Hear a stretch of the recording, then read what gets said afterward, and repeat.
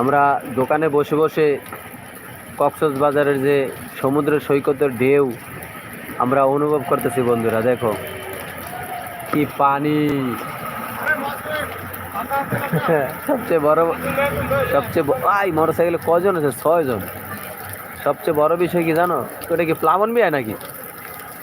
সবচেয়ে বড় বিষয় কি জানো?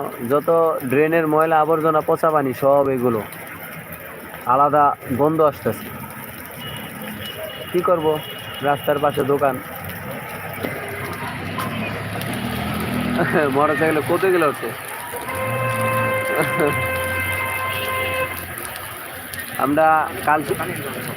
আমরা কালশিরোড থেকে মিরপুর 11 কালশিরোড থেকে তোমাদেরকে দেখাচ্ছি বন্ধুরা। ওইদিকে আরও পানি, সাংবাদিক প্লটের মেন গেটে আরও পানি। এই যে গাড়িগুলো যে আসতেছে না, ওইদিকে আরও পানি।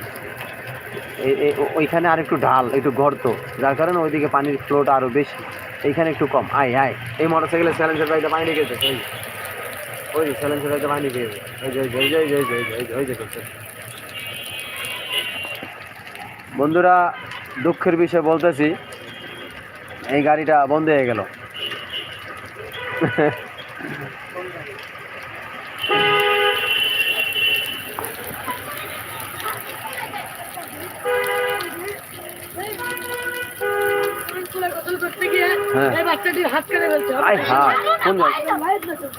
কোন জায়গায় এইটা আছে?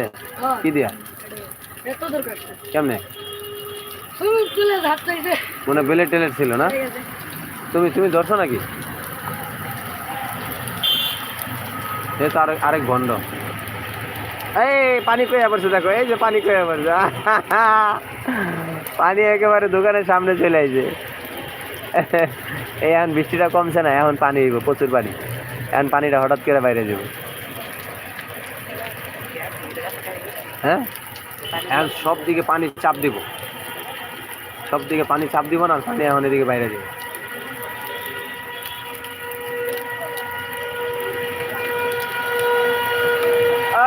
কাকাবুর ওই ডাইরেক্ট হয়ে গেছে, আর হরেন ডাইরেক্ট হয়ে গেছে। আর হরেন ডাইরেক্ট হয়ে গেছে, ওই যে দেখো না, সুইচ হরেন বাজানোর জন্য সুইচ পুশ করছে না, পানি ঢুকে শর্ট হয়ে গেছে, হরেন ডাইরেক্ট। ওই দেখ ওই সাইডে পুরো জাম লেগে গেছে। হায় হায়, আলামিনের দোকানে পানি ঢুকেছে। চাষ চালায় আলামিনের দোকানে তো ফ্রিজ আছে অনেক। হায় হায়, হ্যাঁ, ওই পারে প্রচুর পানি হওয়ার কারণে ওই পারে জাম লেগে গেছে। এই মোবাইলটা দাও, ওই মোবাইলটা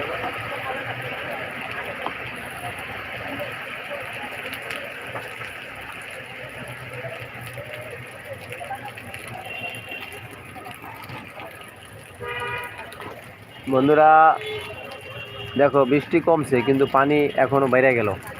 এখন ওই আইল্যান্ড পর্যন্ত চলে গেছে পানি, দেখো।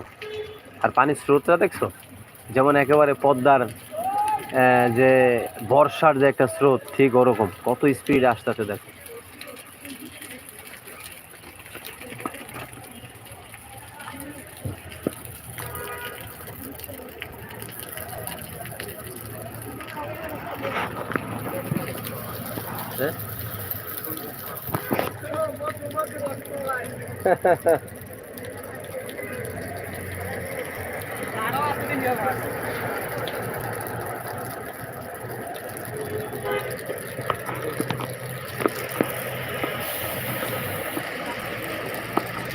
আপনারা সবাই কমেন্ট করেন এবং অবশ্যই লাইক করবেন।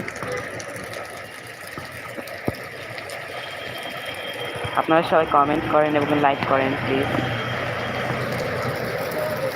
এই হলো কালশিরোডের অবস্থা। এই যে এই মোটর সাইকেলের ইঞ্জিন সাইলেন্সার পাইপ, সাইলেন্সারের পাইপের ভিতরে পানি ঢুকে গিয়েছে। এই যে দেখছেন, দেখেন পানি ঢুকে গিয়েছে।